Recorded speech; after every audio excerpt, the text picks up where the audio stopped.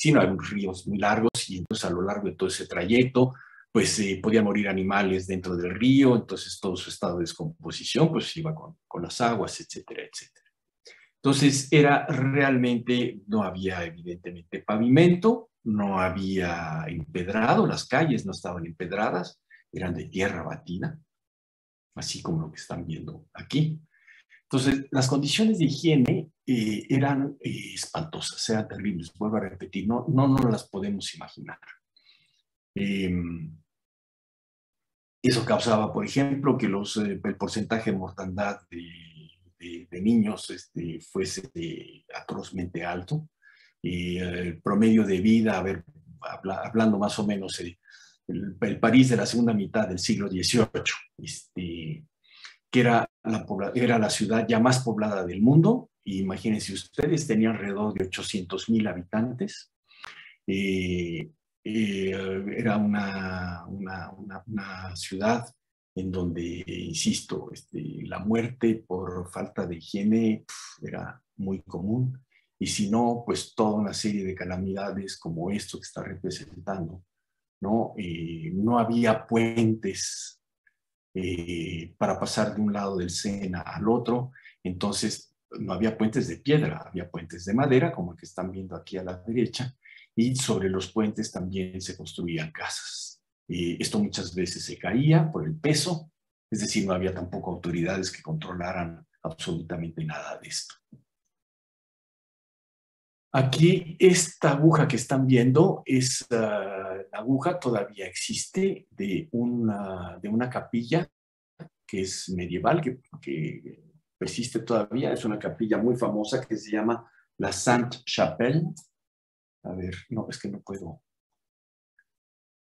escribírselos, o sí puedo escribírselos, no. Fue construida en el siglo XIII y la característica que tiene es que no tiene muros. Todo lo que serían muros son vitrales. Es un lugar muy, muy impresionante. Esto, veintitantos años después, fíjense cómo ha cambiado. O sea, lo que era ese puente de madera, ya se empezaron a construir puentes de piedra. Aquí sigue estando la Sainte-Chapelle.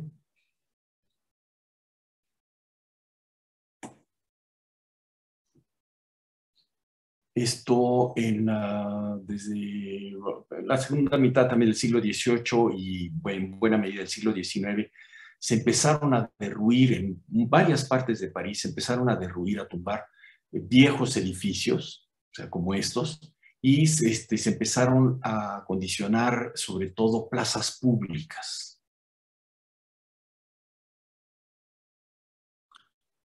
Como ya varió el ángulo, aquí sigue estando la punta de Sainte-Chapelle, y esto todavía existe, así como lo están viendo, todavía existe. Es una de las poquísimas construcciones medievales que todavía subsisten en París. Se llama la Conserjería, la Conciergerie. Eso era una fortificación medieval, por eso tiene esa forma.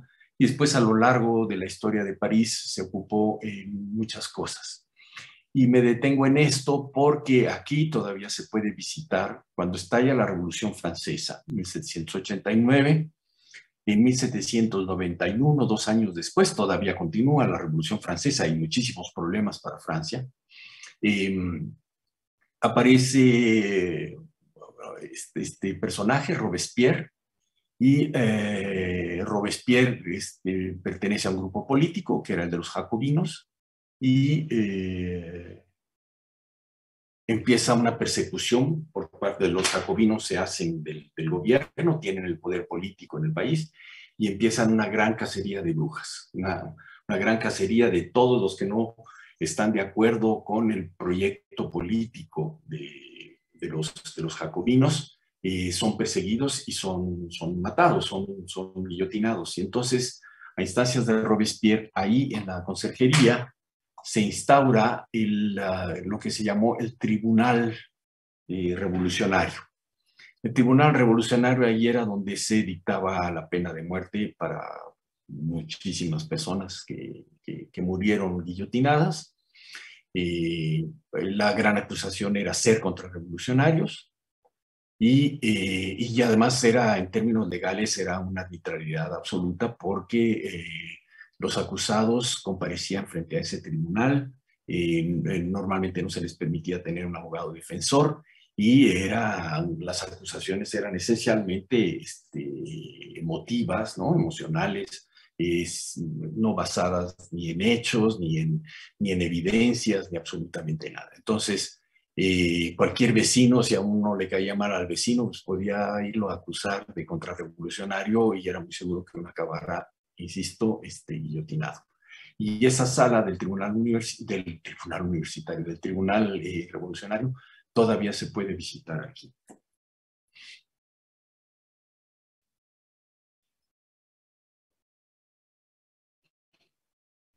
El aspecto no solamente cambia, ven, aquí sigue estando la conserjería, aquí sigue estando la aguja de la Sainte-Chapelle, lo que dije de las plazas, París empieza a llenar de plazas y un poco después de 1855, esto lo tengo que contar, es a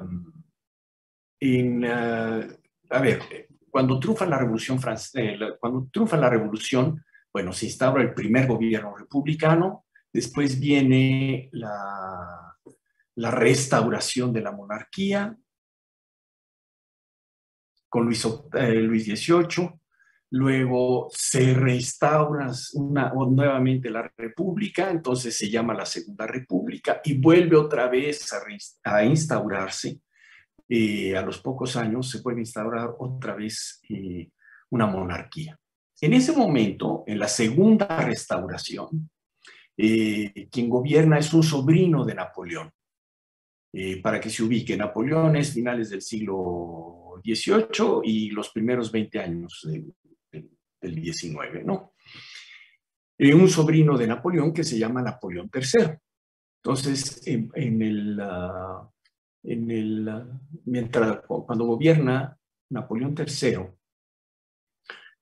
hay un señor, no lo inventa, pero uno de los personajes más importantes de lo que llamaríamos hoy el diseño urbanístico o planeación urbanística, que se llamó Haussmann, se escribe H. Haussmann, con doble S. Después eso, cuando termine de las imágenes, se los escribo. Haussmann, ¿qué fue lo que hizo Haussmann? Bueno, pues tenía carta blanca el señor, y entonces lo que hizo fue hacer una nueva distribución profundamente revolucionaria, profundamente novedosa de todo lo que era el espacio urbano parisino. No hay antecedentes de esto, fue el primero y la ciudad de París fue la primera en sufrir esta increíble y enorme transformación. ¿En qué consistía esa transformación?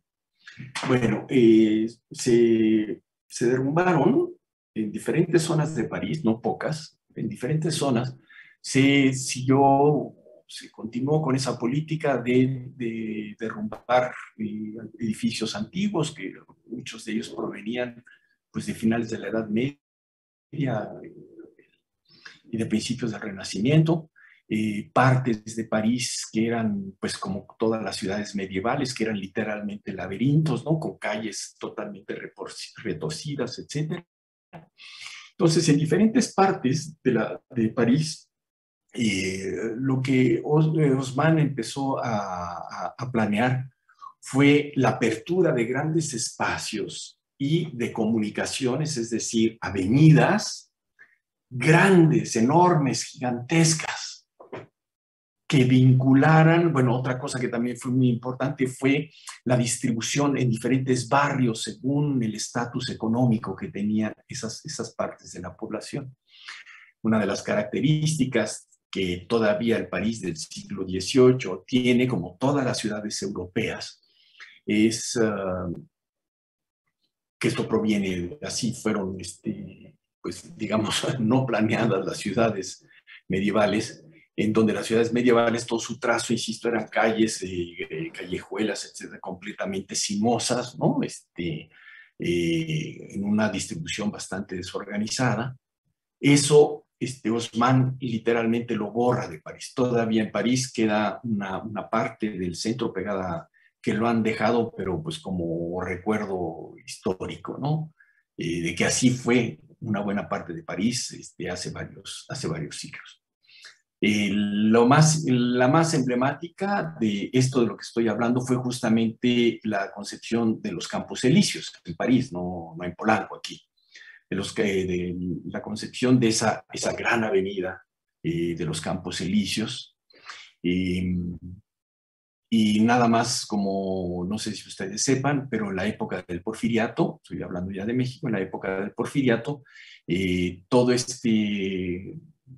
toda esta fascinación que tuvo el Porfiriato por Francia, pues también se tradujo en muchas cosas se hicieron en la Ciudad de México, inspirándose y copiando este proyecto urbanístico de Haussmann en París.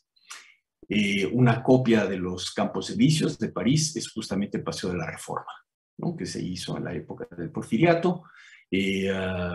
También el Palacio de Bellas Artes no es una copia, pero está profundamente inspirado en lo que es la ópera de París, bueno, la ópera vieja, porque luego hay una ópera nueva, que es la ópera de la Bastilla.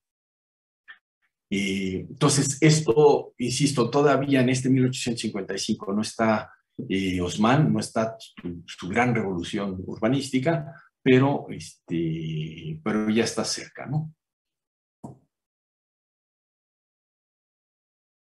Si tienen algún comentario en el momento que quieran, me interrumpen, por favor. Esto, que esto es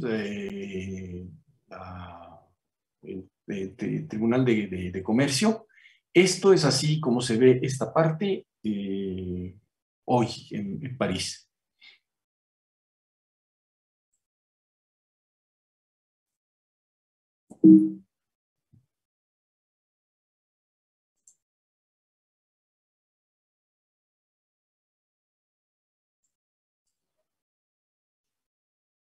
Bueno, esto es Notre Dame, el obispado y el claustro.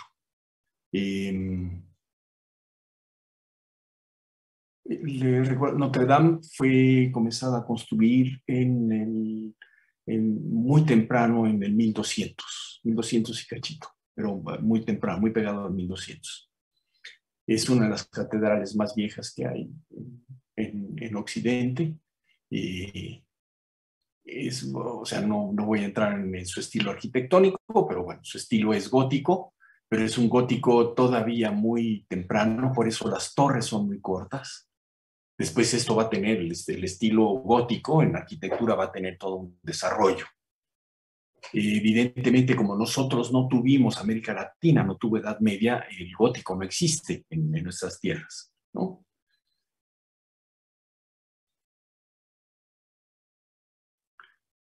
A ver, esto sirve para explicar una cosa.